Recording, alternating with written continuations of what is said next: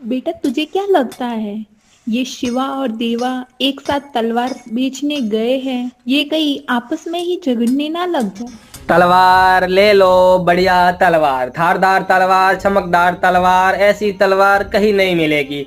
कितने की एक तलवार दे रहे हो?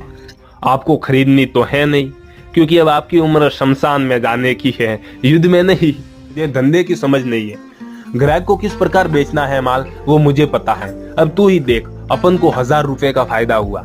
अरे भैया, फायदा तो हुआ है। ये तलवार बिना आग में तपकर, हथौड़े की चोट खाकर और चमक के लिए घिसाई पिटाई और होती है, फिर भी बेचारी को सुख नहीं है, क्योंकि इसे तो लोगों की गर्दन ही काटनी है। अरे तुम दोनों तैयार हो जाओ, गांव में तलवार बेचने भी जाना है। अगर यही समय लगा दिया तो सारी तलवार बेच नहीं पाओगे। माँ, हम लोग इतनी सारी तलवारें बेचते हैं और लोग खरीदते भी है। आखिर ये लोग तलवार खरीद कर करते क्या है जो बिना लड़े इनकी तलवारें टूट भी जाती है। सुन बेटा, तुझे क्या लगता है कि युद्ध केवल युद्ध भूमि में लड़ा जाता है? ऐसा बिल्कुल भी नहीं है। युद्ध तो बताओ ना माँ आगे। मुझे तो यूं ही लगता है कि युद्ध तो रणभूमि में ही होता है, बाकी तो कहाँ हो सकता है। असली युद्ध तो बेटा अभ्यास भूमि में लड़ा जाता है।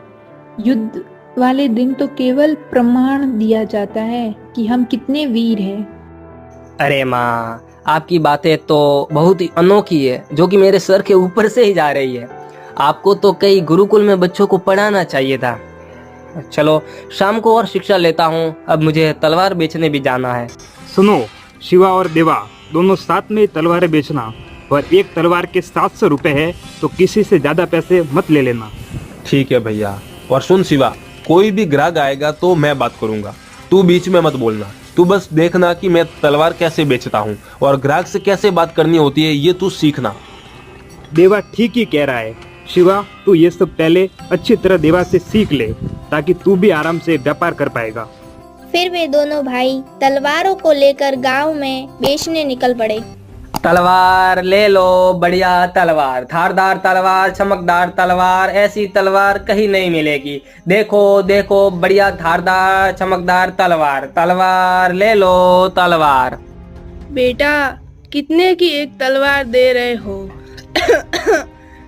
और तलवार की मजबूती कैसी है? माँ जी, एक तलवार 900 रुपए की है। पर आप क्यों पूछ रहे हो?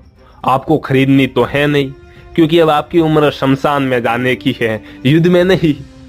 बेटा, मेरी उम्र भले ही शमशान में जाने की है, परंतु तुम व्यापारी हो, तुम्हें थोड़ी तमीज से बात करनी चाहिए।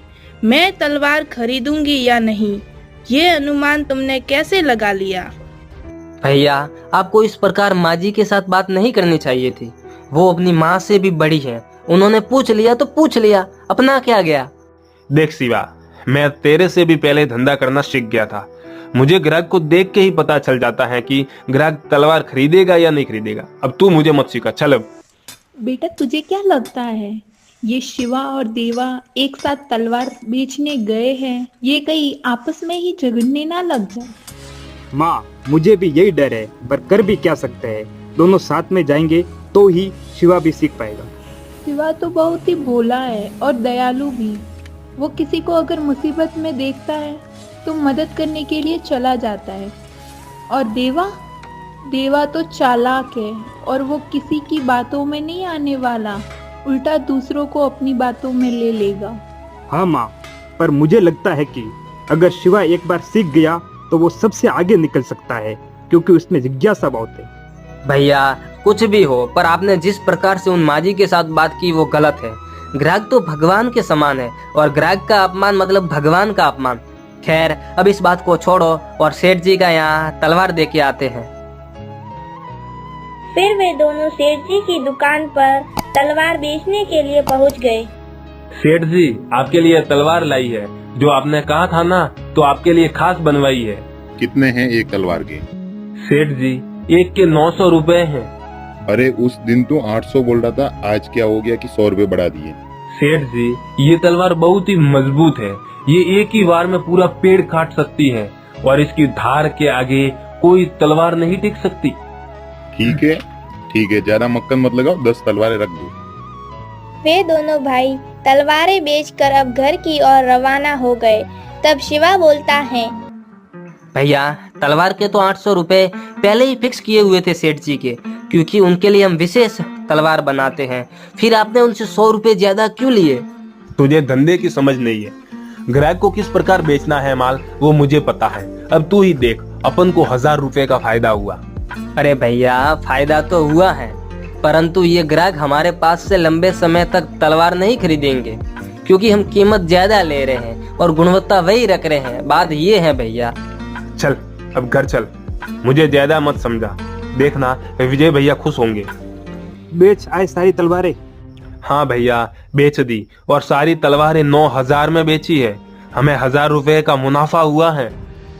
अरे देवा, मैंने तुम्हें कितनी बार बोला है ज्यादा भाव में तलवारें मत बेचा कर, फिर भी तूने ज्यादा भाव में बेची। क्या भैया, आपको तो खुश होना चाहिए, हमें मुनाफा हुआ है, लेकिन आप तो उल्टा डांट रहे हैं। ऐसे ही उनका वाद विवाद चलता रहा और अगले दिन दोनों भाई वापस तलवार बेचने निकल पड़े।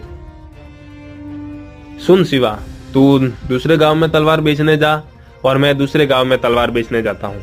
और हाँ, हम दोनों वापस इसी जगह मिलेंगे, फिर साथ में घर जाएंगे। ठीक है भैया, पर अब भैया ने तो साथ में तलवार बेचने को कहा था। अगर भैया को पता चले तो फिर आप संभाल लेना। शिवा जब तलवार बेचने जा रहा था तो उसने देखा कि वो बुढ़िया तलवार लेकर युद्ध कर रही थी। अरे बेटा, किस सोच में पड़ गया? आज तो तलवार मुझे बेचेगा कि नहीं? अरे माँ जी जरूर बेचूंगा, पर आप इस उम्र में इतनी अच्छी तलवारबाजी कर लेते हो।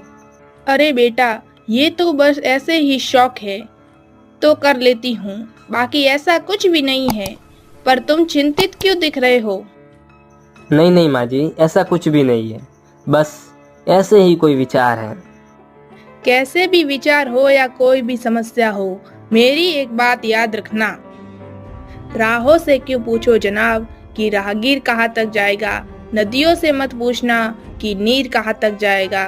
तुम उठाओ अपना धनुष और निशाना साधो, ये बाद में देखा जाएगा कि तीर कहाँ तक जाएगा।